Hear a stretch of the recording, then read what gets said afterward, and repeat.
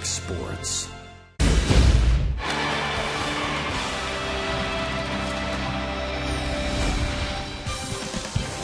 Royals baseball comes to you from Kauffman Stadium as the Royals begin their final homestand of the year, their last 3 games, all against first-place Detroit. Hi, everyone. Welcome back to the ballpark. I'm Ryan Lefevre. Any Tigers win or any White Sox loss over the next 3 days, and the Detroit Tigers are the American League Central Division champions. The Royals obviously don't want that to happen here at Kauffman Stadium. From the Royals side, Bruce Chen starts tonight. HUD 4 years ago, he didn't pitch at all because of injury. Many people thought he was done. But tonight with a win, he wins 12 games for 3 straight years for the Royals. Fantastic. And he is 7-4 here at the K this year. So he likes to dominate here with all those pitches, different arm angles. But look, don't do it in my house. That's going to be Bruce's theme for tonight's game. You can guarantee that he's going to go at least 6 innings if he can stay away from a big inning and also try to stay underneath the bats of those big, strong guys. But you know, Bruce and defense go hand in hand. The improved Giovitella with Escobar back in that lineup, Bruce has the formula with some early run support to get this first win. And we'll keep an eye on Miguel Cabrera, who leads the league in batting average. He leads the league in RBIs. He's tied in home runs because of this play by Alex last week. Call the cops, he robbed him.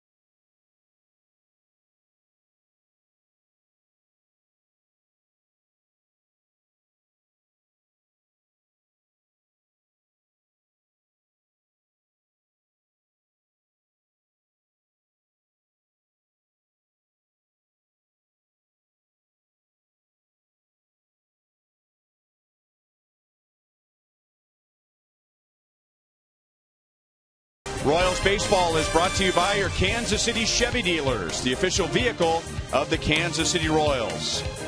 By the Missouri Lottery, when you play, students win. We'll look back at the Royals' best pitching performances of the year with Joel after this.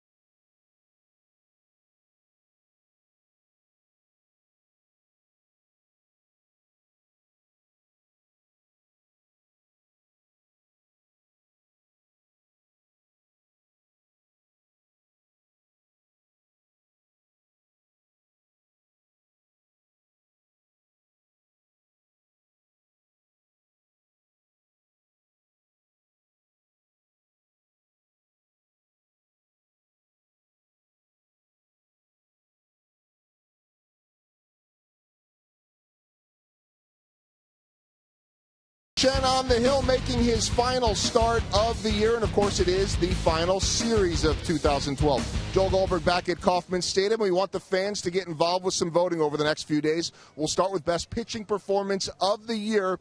It's our sprint, you call it. You could vote for Felipe Paulino, May 16th against Baltimore. Guthrie, August 19th against Chicago. Luke Hochevar, August 21st at Tampa Bay.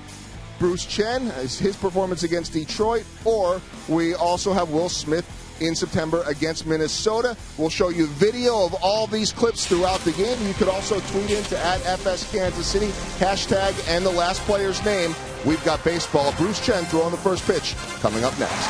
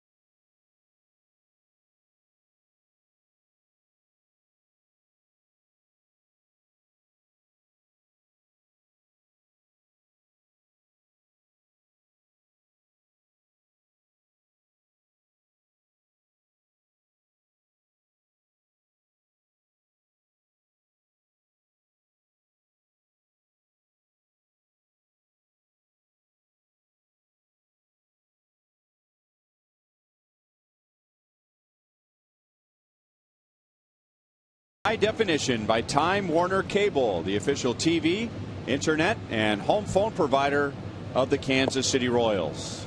It must be October as we start under the full lights. And the last 3 games of the season, the Tigers at the moment have a 3-game lead over the White Sox in our Subway Surprise on the line standings.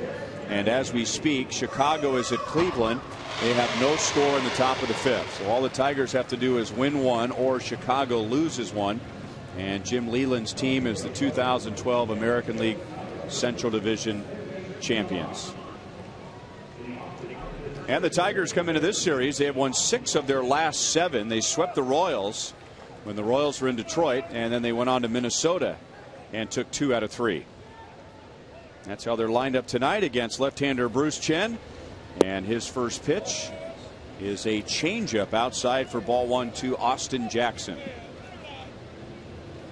He's going to mix him up like he always does. And it's always fun to watch him pitch because he sets hitters up.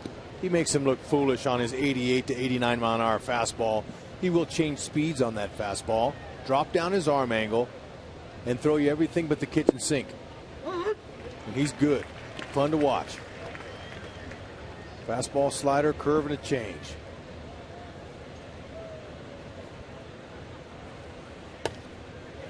2-2 on Jackson. Bruce's last start was against the Tigers. That was on Wednesday in Detroit. Pitched very well, but took the loss because Anibal Sanchez threw a shutout. And in that game, Bruce got out of a bases loaded and nobody out. That was in the 2nd inning. And he has done that now in back-to-back starts. So he comes back from 2-0 and strikes out Austin Jackson to begin the game as we look at tonight's Kia report. He's the finisher. He knows how to finish strong. He's tossed 17 combined scoreless innings in his final 2 starts of his last 2 seasons. So that's where we are now. He's dealt home cooking 6 innings or more. In 12 of his starts here at the K, he's gone the distance. He can go. Hold down the crown. Miguel Cabrera is just 2 for 11. 1 RBI this season off of Bruce. Overall, he's got impressive numbers, but this year, Bruce has held down the Triple Crown threat. Bruce is trying to win 12 games for a 3rd straight year with the Royals. He has a career high 138 strikeouts, and tonight is his career high 34th start. And the soft liner lands in the glove of Alex Gordon in left field, so Omar Infante is out. And now 2 down to Miguel Cabrera.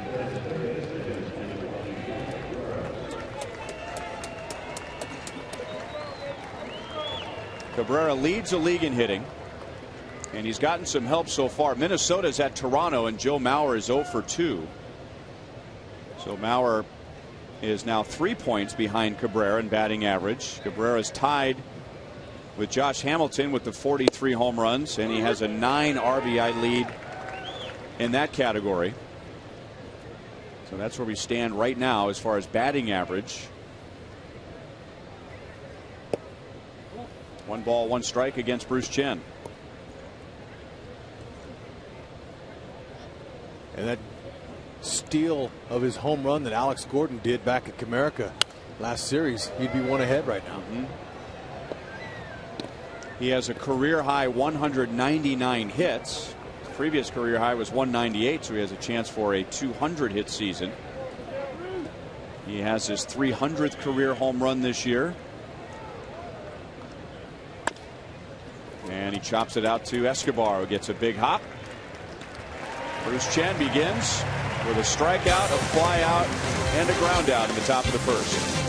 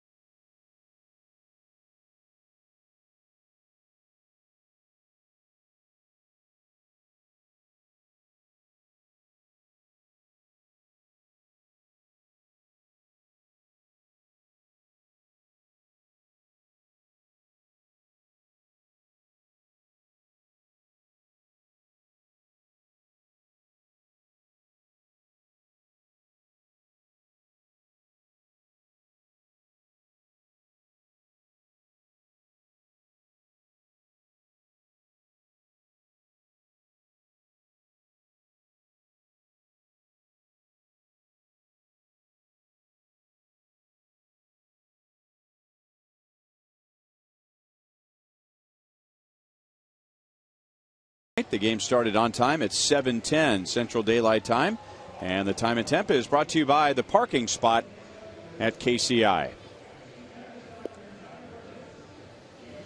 And a look at the Royals lineup tonight. Gerard Dyson will be the designated hitter. Alcides Escobar returns to the starting lineup after missing the entire Cleveland series with a sore shoulder. Mike Moustakas came out of the game early yesterday with a slight groin strain. He's back in there, but still no Eric Hosmer, who's out with a strained right shoulder. But Ned Yost did say that he was still day-to-day. So we may see Hosmer before the next 2 are over. And Rick Porcello will make back-to-back starts against the Royals. Throws a strike to Gerard Dyson. Porcello went just 4 innings on Thursday against the Royals. Gave up 4 runs, 7 hits, and had a drop in velocity that really concerned the Tigers. And that was after 9 days rest. Usually when you have that much time off, you come back strong, but not Porcello on Thursday. No, he's been a grinder this year. 171 in the 3rd innings coming into this start. He's given up 222 hits. That's most in the AL. And a .313 batting average against. So if you're an offensive hitter like the Royals are and hoping to be tonight, you see those numbers and you all of a sudden start saying, I want to swing that bat. I'm going to find me a hole off this guy. He's going to give me something to hit. 1-2 on Dyson. His balls are up in the zone. He's got a sinking fastball, 88 to 92. Slider, occasional curves, and some changeups, but mainly sinkers.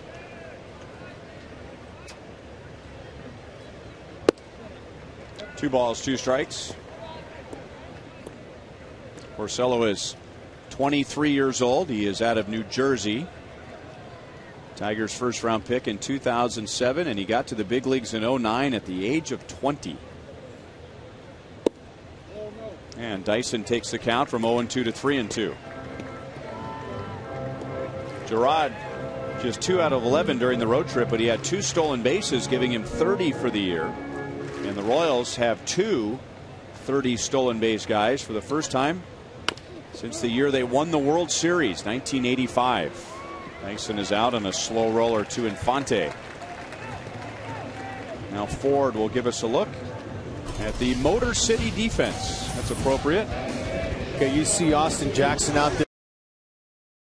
Love to watch him go get balls. Now, Miguel Cabrera, you got to be impressed, not only with his offense, but let's talk about his defense. He's only aired 13 times in 158 games.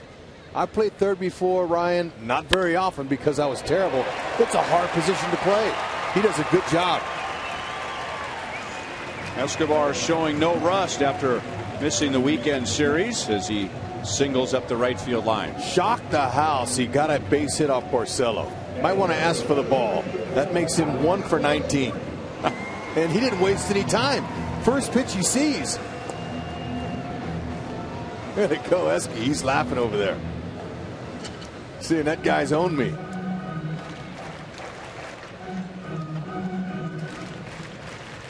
And now 1 on 1 out for Alex.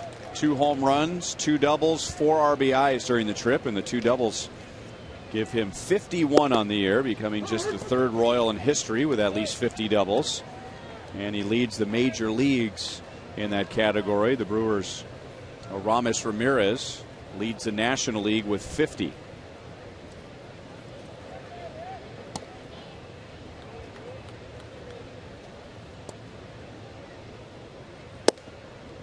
One ball, 1 strike.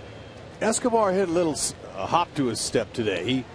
I asked him how he was feeling, and he looked at me right away and said, "Watch me go, Poppy. I'm on it today." And so that didn't surprise me. He was first ball hacking, and he looks like he wants to rip off a base.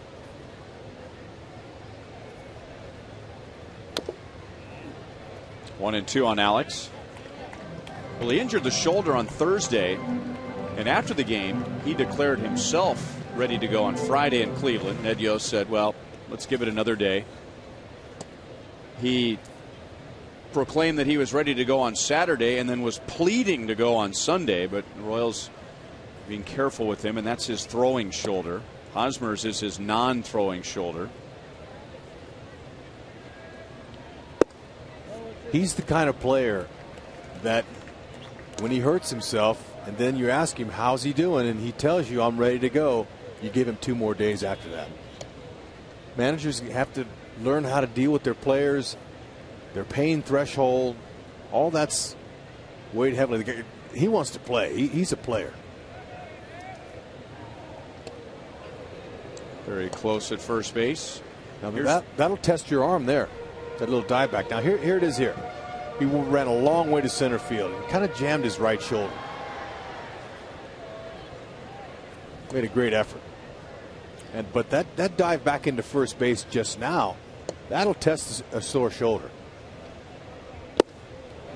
Porcello strikes out Alex. 2 down in the first. Okay, this play back in Detroit. Watch how far he goes out to center field. Now, Lowe didn't get a good break on it. He actually went back. I mean, Alcides, he went all the way to center field and almost made that play. Tremendous range. To his left, right, and back. And don't try a little 2-hopper, 3-hopper in on him either. He'll come get you there. He's running. Laird's throw is on a bounce and into center field. Peralta goes to pick it up, but no play. Escobar steals his 33rd, and Laird is hit with an error.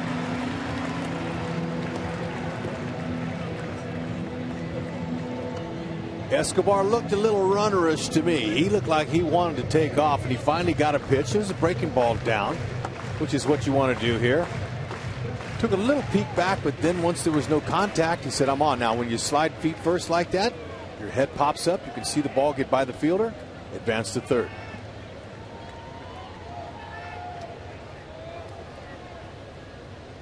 Infield plays back for Billy Butler, so a well-placed ground ball could drive in a run. Billy has driven in 107 this year, 6th in the league, and with one more home run, he would become one of 4 players in the American League with a 300 batting average, at least 30 home runs, and at least 100 RBIs. He got a pitch up, and he popped it up, and fielder runs to the barrier wall. I said a well-placed ground ball would get in a run. There are 2 down.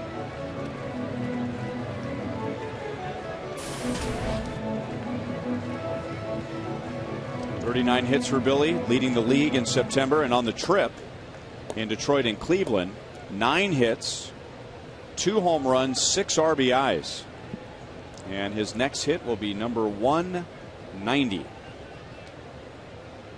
Talk about finishing strong. You could make a note on that by Billy. Hit hard to right field, but right at Garcia. So the Royals leave Escobar at third base, and no score at the end of 1.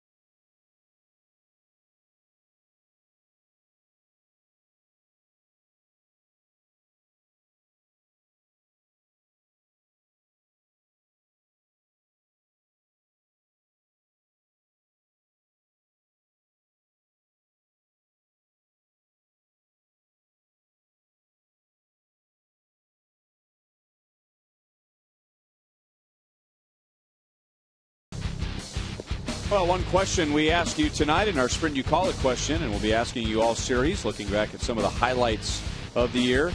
The best pitching performance. And here is choice A, Felipe Paulino, May 16th against the Baltimore Orioles. And where would the Royals be right now if they had Felipe Paulino all season? How about young Danny Duffy as well? Right-handed and left-handed power pitchers that were healthy all year would have been a big difference.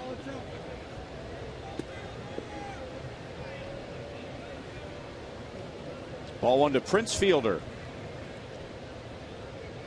Prince Fielder, one of those hitters I was referring to last year, or last inning, when Billy Butler, with one home run shy of 30, would join Prince Fielder with at least a 300 batting average, 30 home runs, 100 RBIs.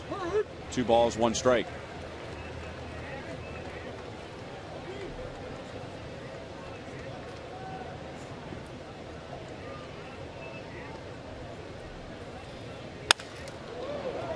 Escobar has it pop out of his glove, and then he can't find the grip, and Fielder will have an infield single.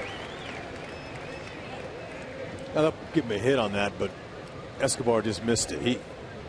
He gloves that the first time he's out. He just kind of hit in the heel of his glove.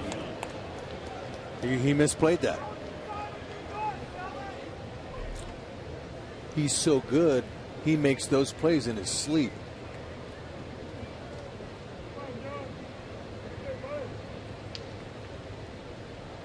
Which is a little frightening for his neighbors when he's fielding ground balls in the hole in the middle of the night. But he does it. I wouldn't be surprised.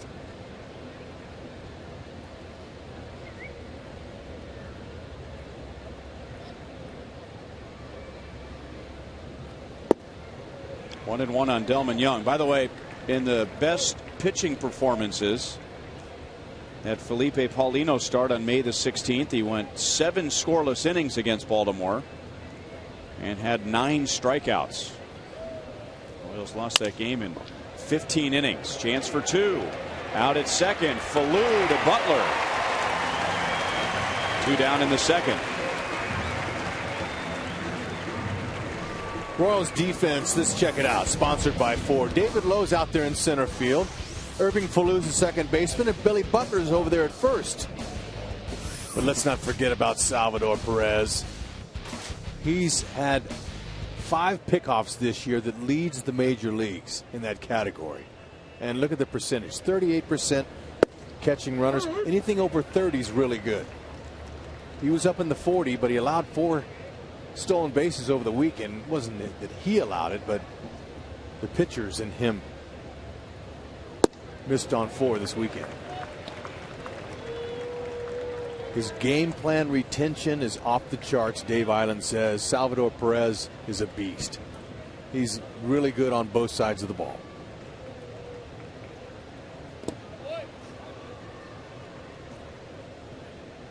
Never gets tired of talking about young, talented, energetic players that help the whole team get better with that energy they bring out there. Coaching staff, everyone. Very high in the air to low in center field. Leadoff single for the Tigers. The Royals turn to double play, and Bruce Chen has faced only 6 in the first 2 innings.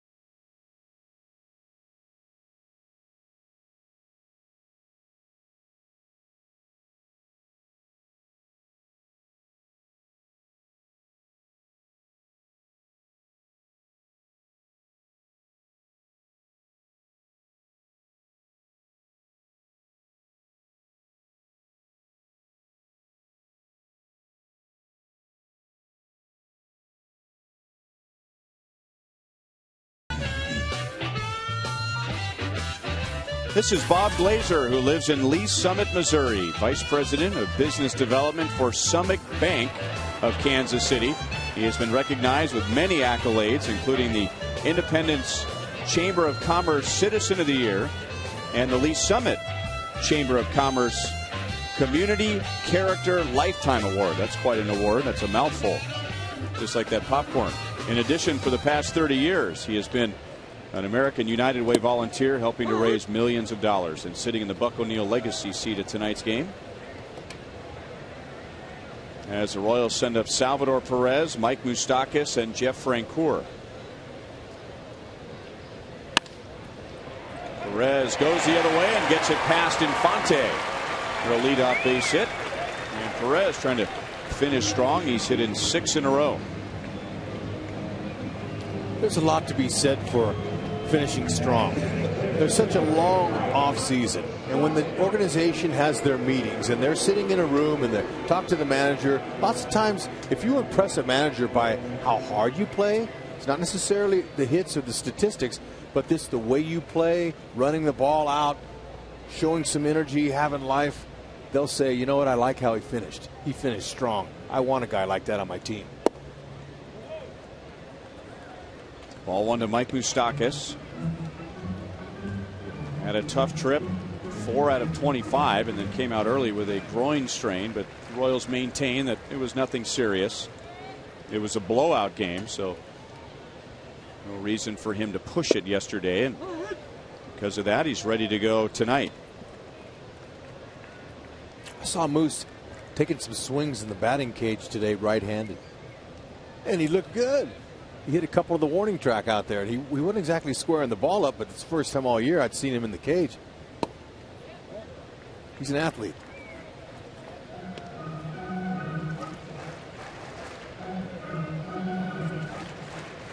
"20 home runs, 73 RBIs, 34 doubles in his first full major league season.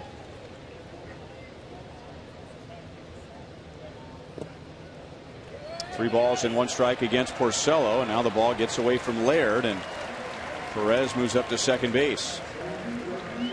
Pass ball charged to Gerald Laird. It's a tough pass ball. It was. It kind of looked like it jammed his finger and he just couldn't find it. It bounced in the dirt. Oh well. But you know, you talked about Moose's numbers this year for the first time. Yeah, they've corrected it. It's a wild pitch now. They heard you, Ryan. But no, not only the numbers, he's going to improve on those numbers too. But he's also endured a full season for the first time in his career, and for Hosmer and several other guys. I mean, even for Salvi's hadn't even put in a full season yet. That is an accomplishment in itself, and he'll come back more prepared next year. Goes to his workout facility that he goes to in the off season. I'm talking about Moustakas, and continue to build and work and make your gains in the off season. That's where you get stronger and you make your gains.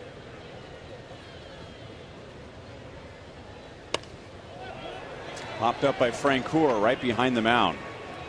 Infield fly rule has been called. Infante makes the play. 1 out. You're not going to spend a lot of time in the weight room during the baseball season. You don't want your muscles to be sore. You don't want to get bound up. But in the wintertime, you can get on a great strength program and flexibility program and work hard. Watch what you eat, and you'll see results when you test drive your new machine in spring training. After that, all that hard work you put in, it will pay off. Three solid months of training, 5 days a week at least. So how in the world did guys in the 50s and 60s and 70s do it? I mean, they were amazing to work, have a job in the off season, but now I'm talking about modern day players. They're paid enough to where they can just train. That's their job the whole winter. So you bring up a good question. They're amazing, those guys. They didn't put half of that effort into their bodies. They had to work and make a living for their families. So yeah, you wonder how they did it. And injuries, you know, they didn't have technology back then. They didn't have a doctor that could put a couple holes in you and put you back on the field 2 weeks later. I say that somewhat tongue-in-cheek, But you kind of hit a nerve there because, look, I got some old time in me, but I also appreciate what those guys did for us and how good we've had it.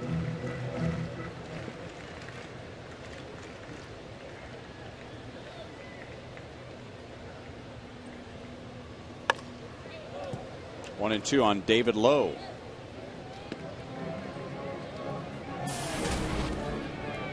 Here's our Toyota League leaders for tonight. A couple of numbers that are mystifying, as the Royals are among the best with runners in scoring position and the best with runners in scoring position and 2 outs. And along with having the 4th best batting average overall in the league, but somehow still 12th in the league in runs scored. There was a big explosion in the stadium. I don't know what that was. But Lowe grounds into a double play, and Porcello gets out of the second.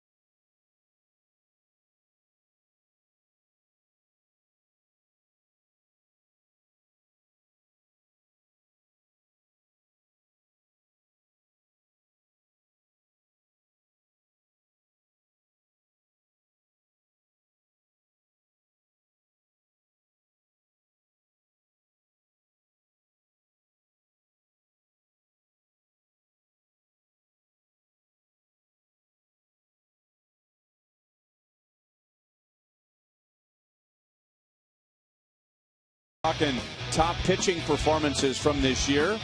Choice B in our Sprint You Call It question for tonight. August 18th, Jeremy Guthrie against the White Sox. He had a no-hitter through 7 innings and ended up going 7 2/3, only giving up 2 hits, 1 walk, 5 strikeouts. You could pick from about 3 different starts for Guthrie against the White Sox. So that is choice B, along with Felipe Paulino in May against the Orioles when he pitched 7 scoreless innings with 9 strikeouts.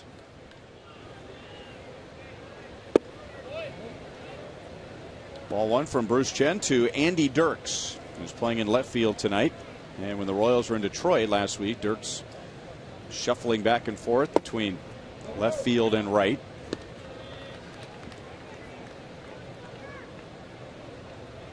Dirks born in Hutchinson, Kansas, grew up in Burton. Played at Hutchinson Community College and Wichita State. And will fly out to Jeff Francoeur. Bruce Chen not only pitching well tonight, but at least in the first 3 innings, he's been very pitch efficient.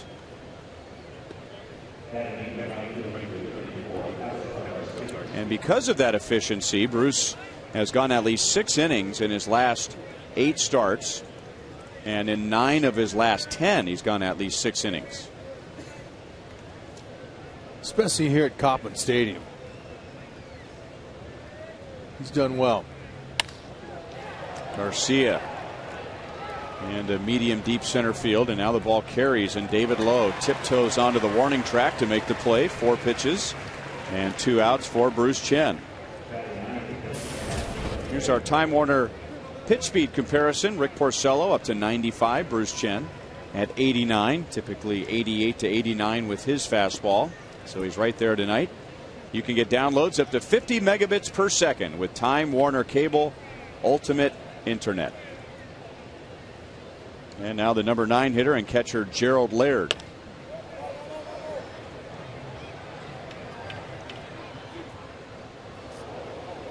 Love to watch Bruce compete. Doesn't matter who it is. And most managers will stack their lineups with right-handed batters against Bruce. And it doesn't seem to faze him one bit. He stays on his game plan. Right after batting practice, when Salvador is done, him and Bruce get together and they talk about what they're going to do.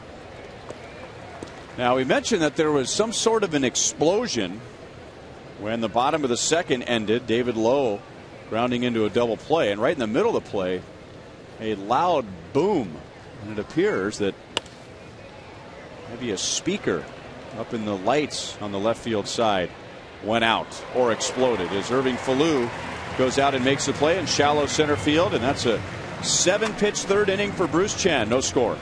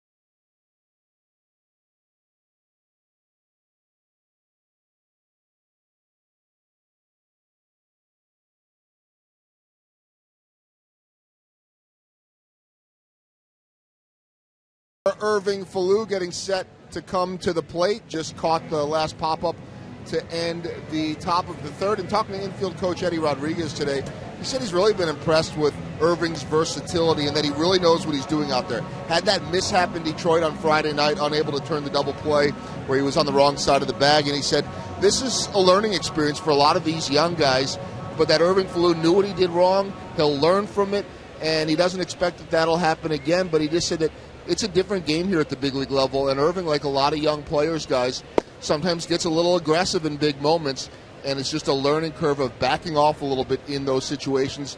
But really happy, and he says neck and neck with what Tony Abreu and Irving Falou have been doing in that utility role. He's also very pleased with Johnny Giavotella and how far he has come at second base. All right, Joel, and Irving sends one up the middle that is cut off by Peralta. One down to begin the third. I like to hear that. Eddie's a very good infield instructor, technician, really is in the hands and feet. Now, here's the play. If he goes out and catches the ball right here, it's all good. He misses. Dirks clears the runner. He doesn't get him. And right here, the fact that he stayed in back of the bag allowed Dirks a chance to break up the double play and let the winning run come across the plate. So a little adjustment there. Go get the ball. He's fine. And it was good to see him out there doing it today. Dyson bunts, but it was foul. But he bunted. He did. I like to see it. I'd like to see it again 2 or 3 more times. An attempt with that kind of speed he's got. But it was good to see Falou out there working on going across the base and working on a couple different angles at second. And as Joel was talking about with the aggressiveness, that early in a player's career is a good thing. You don't want coaches to coach that out of a player, but just refine it so it becomes a more intelligent aggressiveness. But you'd rather have that than somebody who's passive on the field and afraid to make a mistake, right? Exactly. It's hard to teach Being aggressive, you can't teach it. You can tell them to back it down a little, but nothing replaces hard work. Being prepared to pay the price to be the best. 1-2 on Dyson. He grounded to second base in the first inning.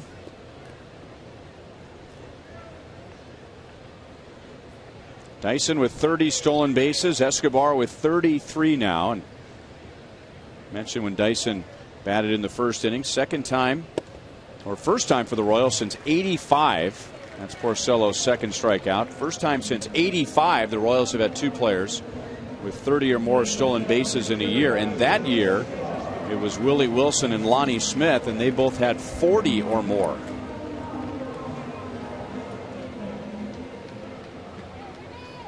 And now Escobar with 2 outs and nobody on. He singled, stole second, went to third on an error in the first inning.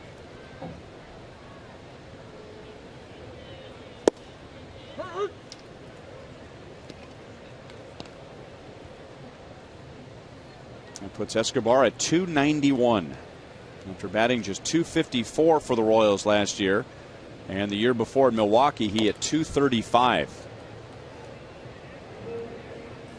He's coming to his own this year. He's confident he'll be back next year saying, all right, I'm going to be a 300 hitter. It's not going to be a dream either. I mean, comes up 10 points shy. That's really good. He'll keep that bunting style going. Gets a lot of his hits by bunting, leg hits. Still 0-2. He's even mixed in a little pop, 4 home runs. I think he's got 10 home runs in him in a season for sure.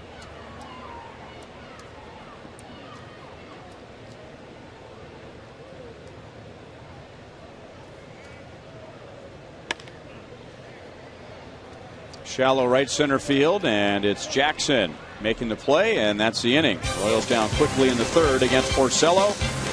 No score.